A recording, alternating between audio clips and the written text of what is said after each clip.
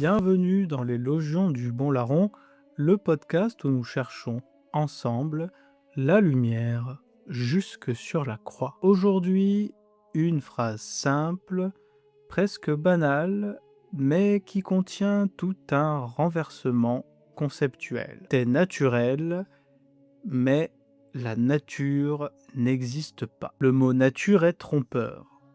Il donne l'impression qu'il existerait quelque chose, quelque entité distincte du reste que nous pourrions observer comme un grand décor autour de nous. Pourtant, ce mot ne désigne rien de substantiel. Il n'existe pas de nature au sens d'un être séparé. Il n'y a que des processus naturels. Quand on dit la nature fait bien les choses, on oublie que ce ne sont pas les arbres, les fleuves ou les saisons qui décident. Ce sont des mouvements, des ordres, des enchaînements qui se déploient selon des lois créées par Dieu. Le mot nature n'est qu'un voile posé sur cette réalité dynamique. Dans la Genèse, Dieu ne dit jamais que la nature soit. Il dit que la lumière soit, que les eaux se rassemblent, que la terre produise. Autrement dit, Dieu crée des processus. Il ordonne, il sépare, il met en mouvement, il fait que les choses se transforment, s'engendrent, se répondent. Ce que nous appelons la nature n'est donc pas un être, mais le nom que nous donnons à la continuité de ces processus. C'est une convention subjective. Tout ce qui existe est traversé par ce mouvement. L'eau qui s'évapore et retombe, les plaques qui s'entrechoquent, le cerveau humain qui invente des concepts, le feu qui brûle, le souffle qui parle, la main qui assemble des circuits électroniques. Tout cela, ce sont des manifestations du même ordre de réalité, le monde créé. Prenons un exemple banal. Nos smartphones. Ce n'est pas quelque chose d'artificiel, au sens d'un être étranger à la création. Il est fait de métaux extraits de la terre, d'électricité, de lumière, de réactions chimiques, de lois thermodynamiques. Rien, absolument rien, ne sort du cadre du réel que Dieu a établi. Dire que notre téléphone est culturel ou artificiel, c'est simplement dire que l'homme s'approprie un processus naturel, qu'il le détourne pour l'orienter vers un usage spécifique. Mais là encore, il ne crée rien. Il ne fait que réarranger ce que Dieu a rendu possible. La vérité, c'est que rien n'existe hors de ce qui est naturel. Si l'on entend par là, hors des lois de la création. Et si rien n'existe hors de ces lois, alors le mot même de nature devient superflu. On devrait dire il n'y a pas la nature, il n'y a que le monde créé en acte. Ainsi, affirmer que tout est naturel, ce n'est pas une provocation, c'est une confession. C'est dire que tout ce qui est, jusqu'à l'artifice le plus complexe, est enraciné dans le réel voulu par Dieu. Ce n'est pas un appel à tout approuver non plus, ne me faites pas dire ce que j'ai pas dit, mais à tout replacer dans le bon ordre. À voir que le problème n'est jamais ce que la nature permet, mais ce que l'homme en fait. Derrière nos catégories, nature, culture, artifice, progrès, se cache une même incompréhension. Celle de croire que nous pourrions sortir du cadre de la création, que nous pourrions être créateurs au même titre que Dieu. Et c'est tout le point du transhumanisme moderne. Mais ça, nous y reviendrons dans un autre podcast. Si nous croyons que cela est vrai, alors nous avons déjà répété la faute première, celle de l'homme qui, au jardin, a voulu devenir comme un dieu. Quand on regarde le monde sans les mots qui l'enferment, on s'aperçoit que tout est en mouvement, tout est processus. Les atomes sont l'ultime validation de ce constat. Mais du point de vue macroscopique, c'est assez facile de le constater.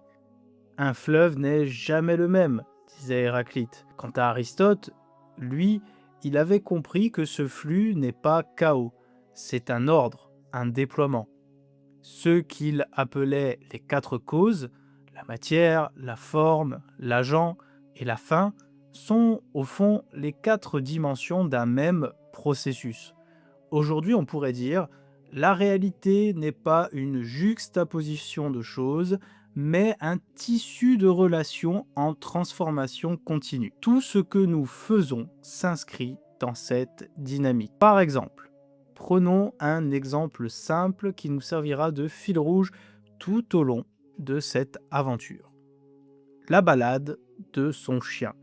Oui, j'ai des chiens. C'est pour ça que j'ai choisi cet exemple. Et pour autre chose, mais ça, certains privilégiés reconnaîtront la private joke. Quand tu promènes ton chien, tu ne crées rien. Tu entres simplement dans un ensemble de causes déjà là. Le sol sous tes pas, la gravité, le souffle, les nerfs, la lumière du jour, tout concourt à ce que la promenade ait lieu. Ce que nous appelons agir n'est donc pas une création, mais une orientation de processus, une participation consciente, par notre libre arbitre, à une œuvre déjà en marche. Aristote aurait reconnu là la cause efficiente, celle qui met en mouvement, et la cause finale, celle qui donne sens à ce mouvement. Mais il aurait ajouté que ces causes ne sont jamais isolées, elles dépendent des autres, de la matière et de la forme, comme les maillons d'une chaîne. Aujourd'hui, grâce aux sciences modernes, nous pouvons aller encore plus loin. Dire qu'il n'y a pas plusieurs causes, mais une seule trame de causalité entremêlée, où chaque élément devient tour à tour cause et effet. La matière agit sur la forme sur la matière, l'intention sur le geste et le geste sur le monde. C'est ce que nous voyons dans chaque phénomène naturel, du plus simple au plus complexe. La pluie, la croissance d'un arbre, la construction d'un bâtiment ou la conception d'un circuit électronique. Tout cela relève du même ordre, du même tissu d'interaction physique, chimique, biologique et spirituelle.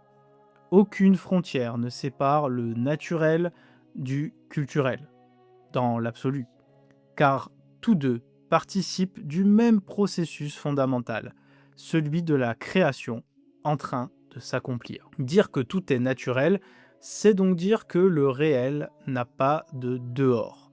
Ce que nous appelons culture n'est qu'un reflet de la nature consciente d'elle-même, pourrait-on dire poétiquement. Et ce que nous appelons artificiel n'est qu'une manière humaine d'orienter un processus préexistant. L'homme modèle, agence, dévie parfois, mais il ne crée pas. S'il pouvait créer quelque chose qui ne soit pas permis dans les lois du réel, il serait Dieu lui-même. Et c'est précisément là que se joue la tentation la plus ancienne, croire que nous avons inventé ce que nous n'avons fait que détourner, retourner, réagencer. Le feu du pyromane, la bombe du savant, la machine du financier, tout cela reste naturel. Mais c'est la finalité qui s'est corrompue. Le problème ne vient pas du processus, mais de la direction qu'on lui donne. La matière reste bonne, les lois demeurent justes, mais l'intention qui les habite décide si l'œuvre glorifie Dieu ou se détourne de lui. C'est cela le vrai sens du désordre du monde, non pas un défaut dans la nature, mais un mauvais usage de ce qui est naturel. Le péché originel n'a pas consisté à mordre dans un fruit. Enfin, oui, mais ça va plus loin que ça.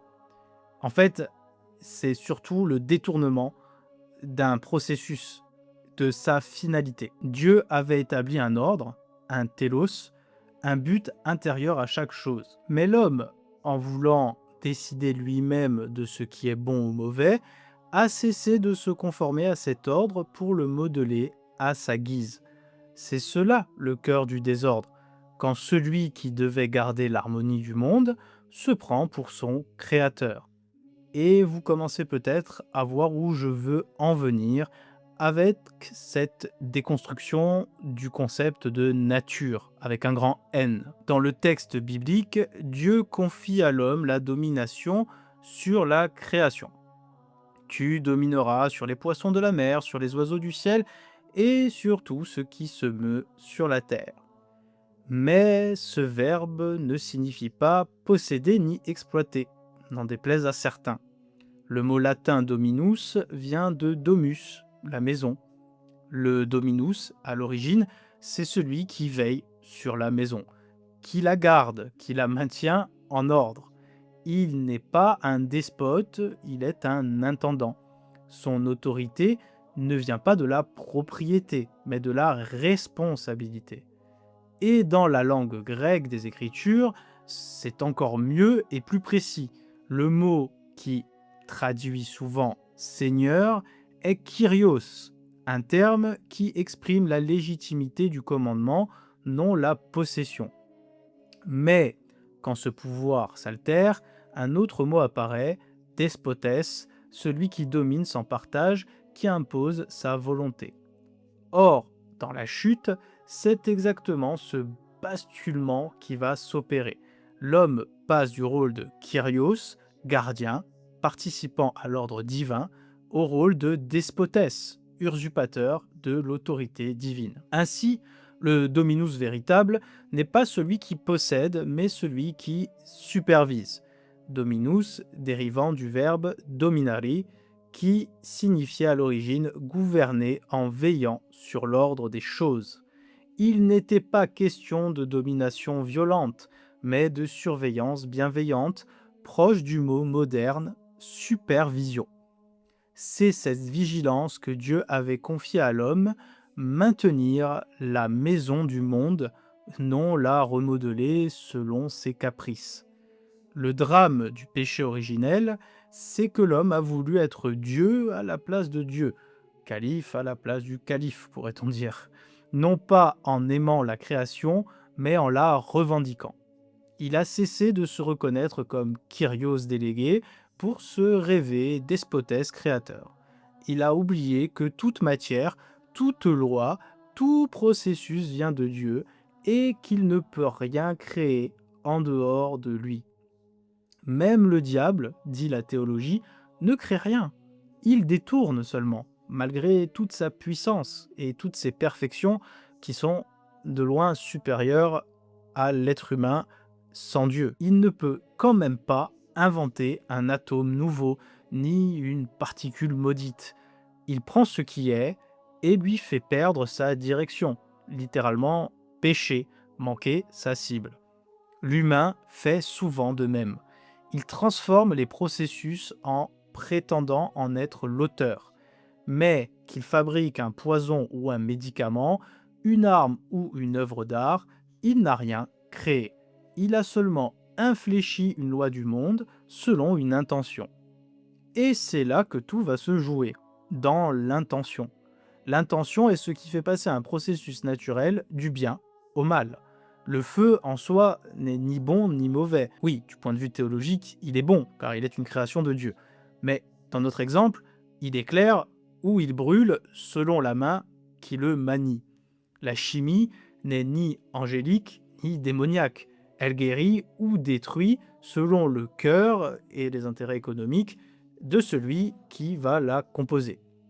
L'enjeu n'est donc pas la nature des choses, mais la manière dont nous participons à leur finalité. Heureusement ou malheureusement pour nous, Dieu nous a voulu participants, pleinement actifs, subsidiaires à sa création. Ainsi, la faute originelle n'a pas introduit un mal contre la nature, mais un désalignement du naturel par rapport à son télos, pour être très précis. L'homme est devenu un dominus sans maison, un gardien sans obéissance, un seigneur sans seigneur. Aristote voyait dans le monde un ordre, nous l'avons dit. Un ordre tissé de causes, matérielles, formelles, efficientes et finales. Mais peut-être, si nous le relisions à la lumière de notre époque, comprendrions-nous que ces causes ne sont pas quatre piliers séparés, mais les quatre visages d'un même processus en mouvement. La matière n'est pas seulement ce dont la chose est faite, elle est la possibilité d'un devenir. La forme n'est pas une essence fixe, mais la structure vivante qui oriente cette matière vers une certaine actualisation. L'agent n'est plus un moteur extérieur, mais l'expression locale d'un enchaînement de causes. Et la fin, loin d'être un simple but projeté, est l'attraction même du réel vers son accomplissement. Quand tu promènes ton chien, et oui, il est de retour, tout cela se joue à la fois. Le trottoir, la laisse, le souffle, les jambes, la décision de sortir, tout coexiste. Oui, tu es la cause efficiente, la main qui agit. Le chien est la cause matérielle, la chair en mouvement, le but, le repos, la santé, la joie partagée. Ça sera la cause finale. Et la forme, c'est ce rythme précis de pas et de respiration qui fait que ce moment-là, et pas un autre, est une promenade. Mais à bien y regarder, ces causes ne s'enchaînent pas. Elles se contiennent mutuellement. Elles forment une unité, on pourrait dire une totalité en acte. Le mouvement du chien t'affecte, ton geste l'oriente, la matière du monde répond à tout cela. La fin se réajuste sans cesse. Le réel n'est pas une addition de causes, c'est une intrication de causes. Et si Aristote vivait à l'ère de la physique moderne et de la physique quantique, il aurait peut-être dit que tout être est un entrelacement de causalité simultanée, un réseau d'actes en train de s'accomplir. Le multicausal devient ainsi processuel. Il n'y a plus de causes fixes, mais des relations en perpétuelle redéfinition. Et c'est intéressant, cette idée de relation, lorsque nous avons dans notre credo un Dieu trinitaire qui est relation en lui-même, n'est-ce pas? Chaque cause devient à son tour effet d'une autre. Chaque acte est le germe d'un autre acte. Le monde n'est pas une mécanique, c'est une respiration. Et pourtant, Aristote n'aurait jamais renié ce que nous venons de dire. Il aurait simplement ajouté, si tout est mouvement, c'est qu'il existe un premier moteur, un acte pur, immobile, qui donne l'être sans le recevoir. Un centre immobile au cœur du tourbillon, comme un axe invisible autour duquel tout gravite. Et ce centre, les chrétiens le reconnaîtront plus tard, comme le Christ, le Logos, en qui tout subsiste. Colossiens 1,17. Ainsi, dire que tout est processus ne contredit pas Aristote. Cela accomplit, au contraire, sa pensée. C'est comprendre que les quatre causes sont les quatre rythmes d'une seule mélodie cosmique. La cause matérielle, c'est la note. La cause formelle, le motif. La cause efficiente, l'interprète. La cause finale, l'harmonie qui attire tout vers elle. Et Dieu, en silence, est la musique même. Mais arrivé ici, vous me direz, mais ce mot nature, pourtant, nous l'utilisons, il est dans le langage courant, c'est qu'il doit bien venir de quelque part. Et vous avez raison, ce qu'on appelle aujourd'hui la nature, en fait, n'a pas toujours existé comme une idée. Et oui, chez les Grecs, physis désignait le mouvement interne par lequel les êtres adviennent à leur forme propre, un devenir, non une espèce de divinité. Mais à l'époque moderne, avec Rousseau, la nature devient un refuge moral. On y cherche la pureté perdue, l'innocence originelle, une bonté supposée antérieure à la culture. Cette image sentimentaliste a peu à peu remplacé le sens métaphysique, jusqu'à faire de la nature une instance quasi religieuse. Si, je vous assure. Le pas suivant fut franchi par Spinoza, qui identifia Dieu à la nature, avec son fameux Deus sive natura. L'univers tout entier, pour lui, est la substance divine se manifestant sous des modes infinis. Dieu n'est plus distinct du monde, il est le monde. Cette pensée fascinante par sa cohérence, a engendré une religiosité diffuse où l'on adore l'ordre du cosmos sans plus distinguer le créateur de sa création. Or, cette confusion, reprise parfois inconsciemment jusque dans certains discours chrétiens et même catholiques modernes, vide l'évangile de sa révélation essentielle. Dieu n'est pas le monde, il a voulu le monde. Alors, oui, petit point important, non pas qu'il ait un jour décidé de le créer, dans le sens anthropomorphique du terme, comme s'il s'était levé un matin en se disant «Tiens, je m'ennuie, faisons quelque chose». Non, comme si, en quelque sorte, un avant et un après existaient en lui, mais plutôt parce que sa volonté éternelle inclut depuis toujours l'être de la création. Ce monde est voulu, non comme un accident, dans le sens d'un changement d'avis, mais comme une expression de l'amour divin. Il ne s'identifie pas à la nature, il l'engendre et la soutient par amour et dans l'amour. Diviniser la nature, c'est en réalité refuser la relation d'alliance qu'implique la création. Car si tout est Dieu, alors rien n'est vraiment aimé. Car pour aimer, il faut un autre à aimer. La révélation chrétienne, elle, nous apprend que Dieu est à la fois transcendant et intime. Il est autre que le monde, mais présent à chaque souffle de ce monde. C'est seulement dans cette distance aimante que la liberté, la beauté et la grâce peuvent naître. Ainsi, nous comprenons mieux l'intérêt de la déconstruction de ce mot nature. Et maintenant, je vous propose une lecture chrétienne d'un écrivain indien, philosophe du IIe siècle, Nagarjuna, une lecture purifiée par la révélation. Car en effet, cet écrivain est issu du bouddhisme et il n'a pas connu la parole faite chair.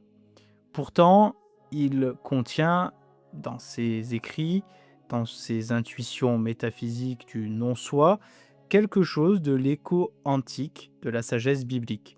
Vanité des vanités, tout est vanité, disait Coëlette, et les psaumes ajoutaient l'homme n'est que poussière, son souffle passe, il n'est plus. Psaume 103. Ces versets ne disent pas autre chose que ce que Nagarjuna appelle sunyata, la vacuité, c'est-à-dire le constat que rien n'a d'existence par soi-même. D'ailleurs, avant de continuer, il est intéressant de noter que le mot Hebel en hébreu, donc vanité, ne veut pas dire futilité. Il signifie souffle, vapeur.